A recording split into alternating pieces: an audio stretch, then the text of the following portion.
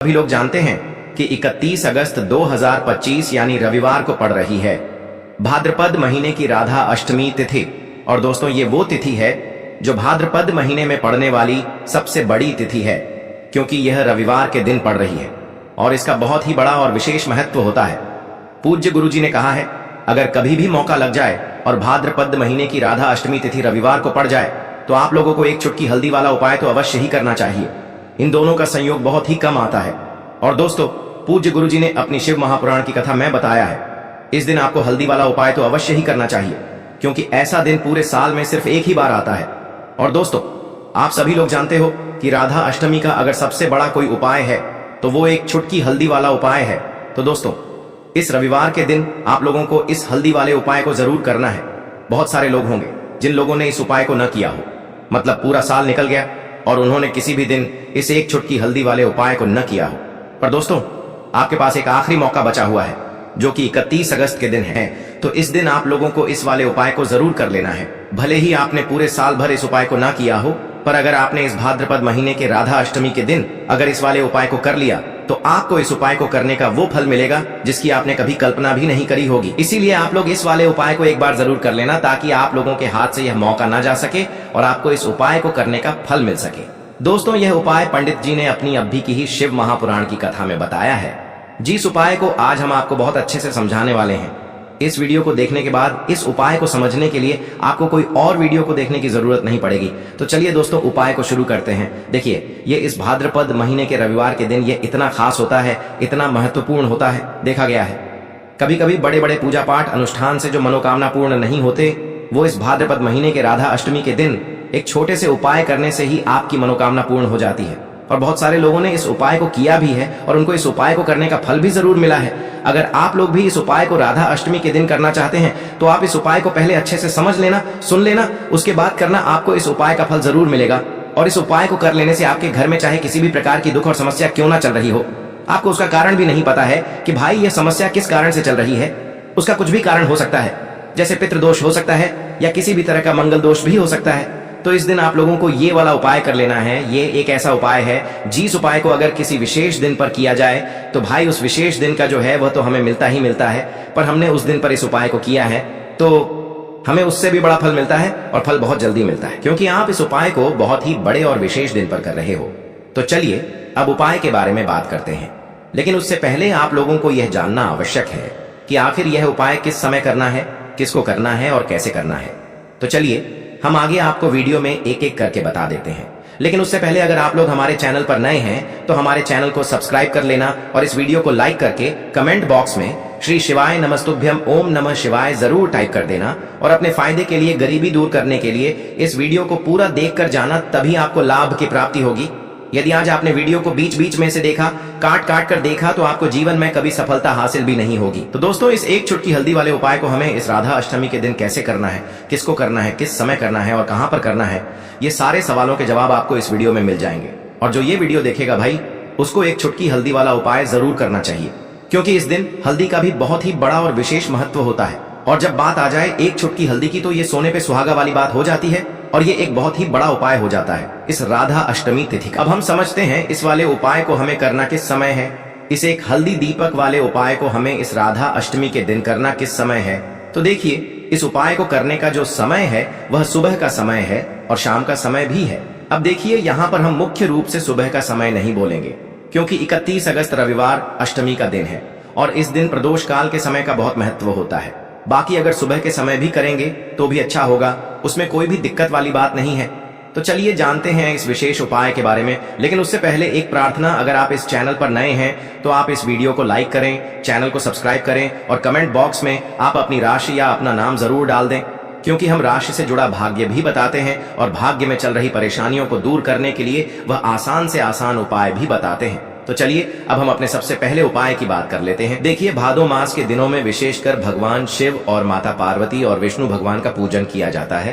अब साथ ही साथ राधा अष्टमी का दिन भी पड़ गया है, तो ऐसा समझ लीजिए आपके जीवन में धन भी आएगा, सुख भी आएगा, धन बढ़ेगा भी, और साथ ही साथ आपके जीवन के सारे संकटों को भगवान शिव जी दूर कर देंगे। तो चलिए सबसे पहले बात कर लेते हैं सबसे पहले उपाय की, जो कि अष्टमी वाले दिन आपको विशेषकर करना है। और इस उपाय को करने से आपकी कोई भी ऐसी इच्छा, कोई भी विश जो अभी तक अधूरी है, पूरी नहीं हो रही है, तो आपकी बड़ी से बड़ी विश और मनोकामना भी पूरी हो जाती है जब आप राधा अष्टमी वाले दिन इस पहले उपाय को कर लेते हैं। तो देखिए, आप सभी जानते हैं कि श्री हरि विष्णु जो है, उन्हें तुलसी दल सबसे प्रिय है।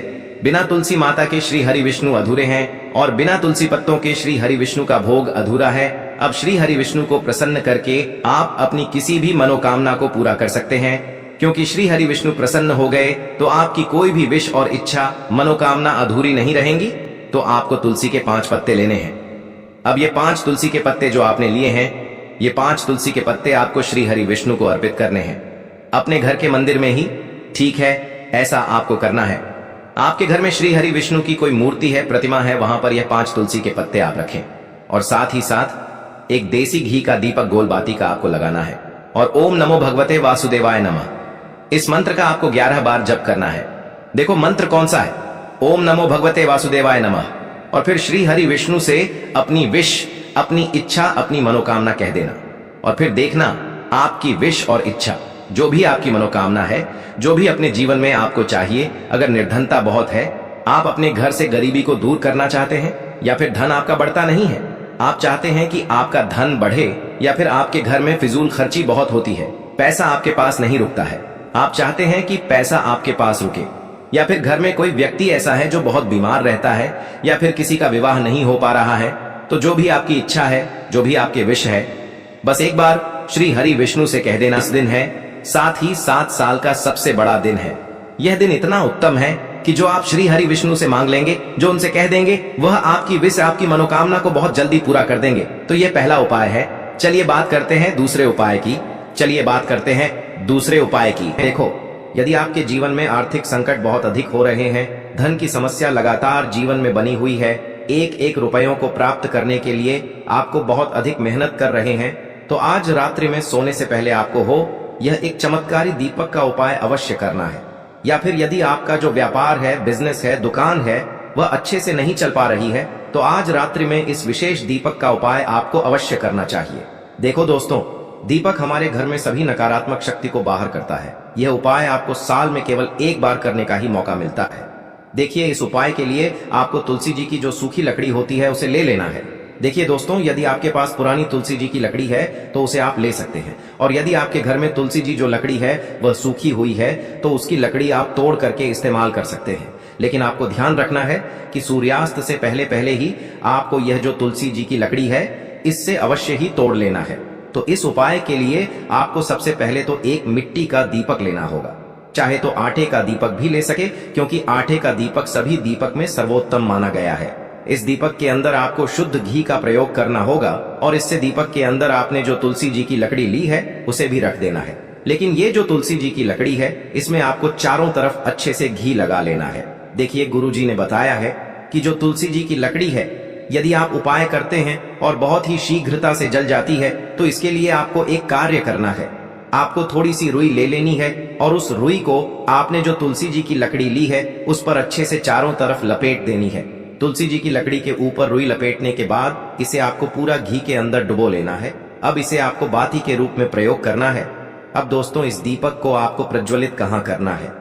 तो इस दीपक को आपको या तो भगवान विष्णु के सामने प्रज्वलित करना होगा, या फिर आपको भगवान श्री राम के सामने प्रज्वलित करना होगा, या फिर भगवान कृष्ण के सामने, यानी कि भगवान विष्णु के जो भी अवतार हैं उनके सामने आप ये दीपक प्रज्वलित कर सकते हैं, या फिर आप इस दीपक को माता तुलसी जी के सामने भी प्रज्वलित कर सकते हैं।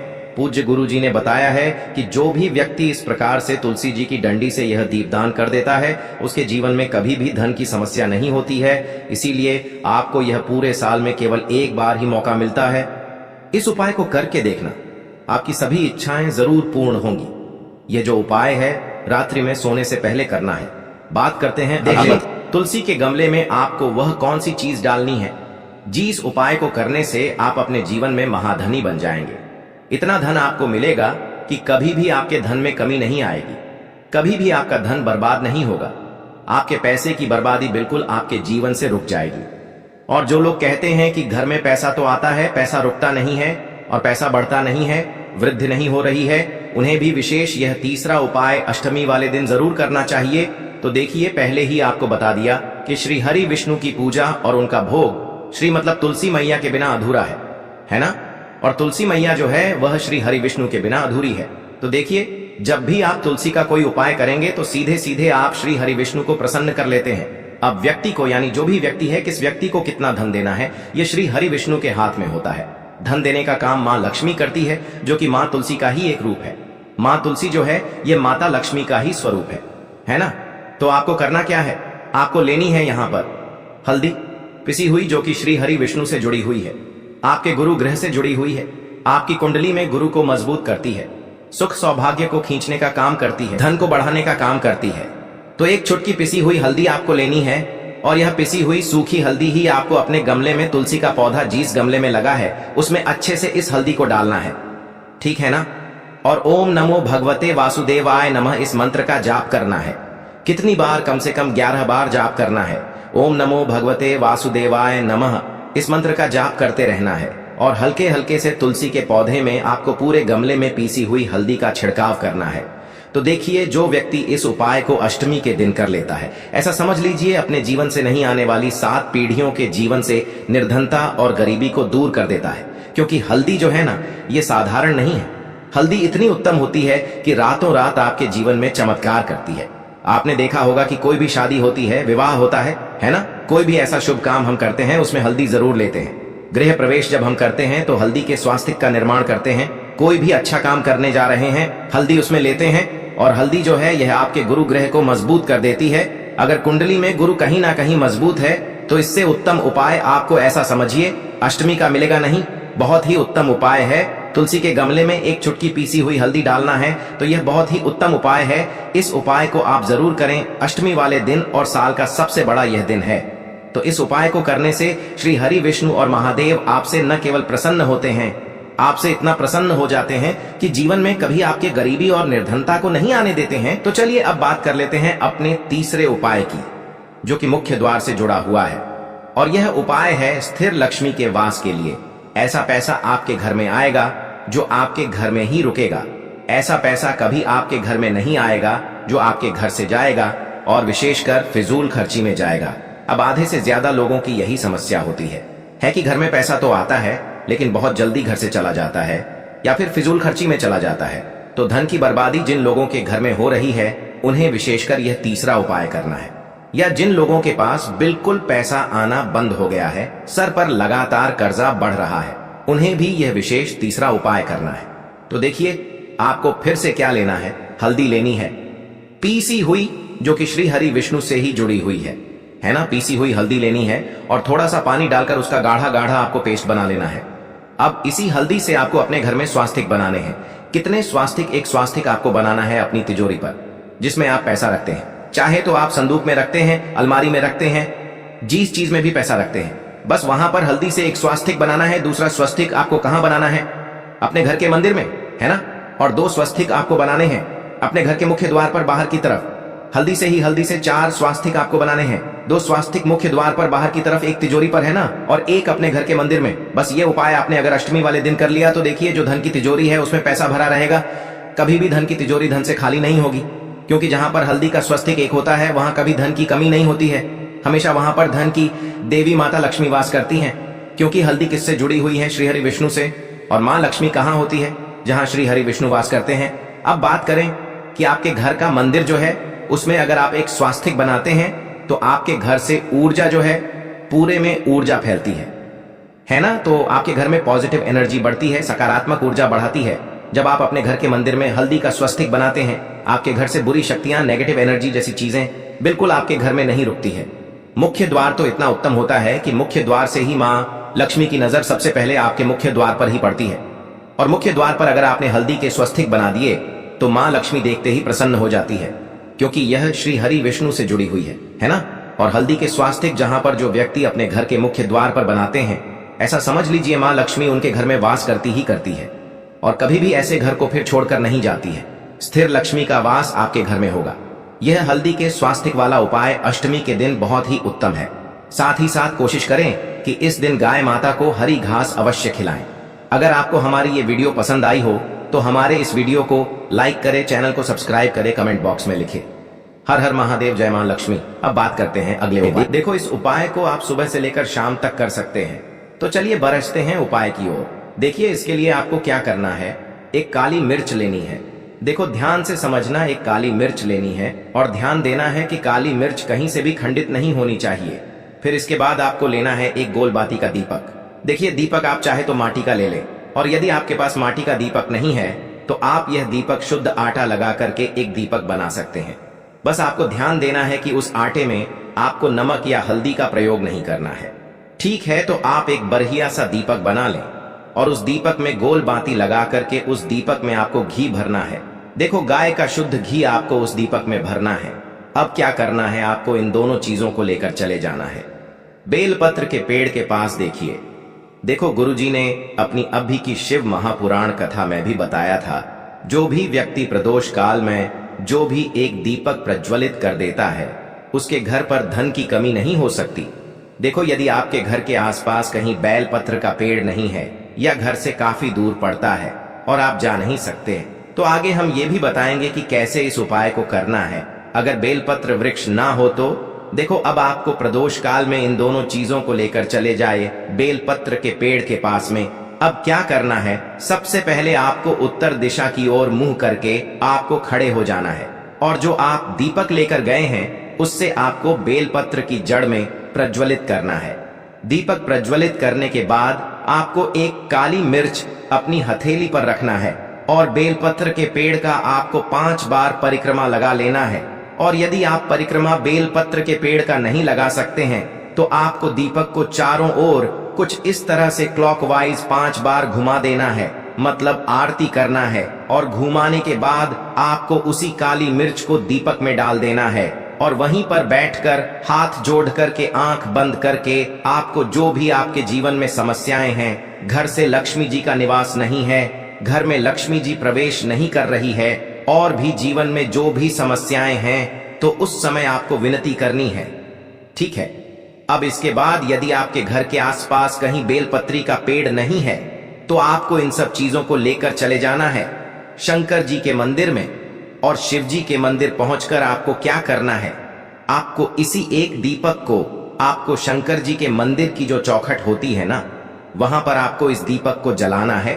और दीपक जलाते समय आपका मुख उत्तर दिशा की ओर होना चाहिए। दीपक जलाने के बाद आपको क्या करना है, एक काली मिर्च अपनी हथेली पर रखना है और आपके जीवन में जो भी समस्याएं हैं, चाहे वो समस्या परिवार को लेकर हो या फिर धन को लेकर हो, वो अपनी वह समस्या बोलनी है। और बोलने के बाद आप उसी काली मिर्च को दीपक में डाल देना है और आपकी कामना पूर्ण हो जाए, घर में लक्ष्मी जी का निवास हो, ऐसी कामना आपको कर लेनी है। देखिए, शंकर जी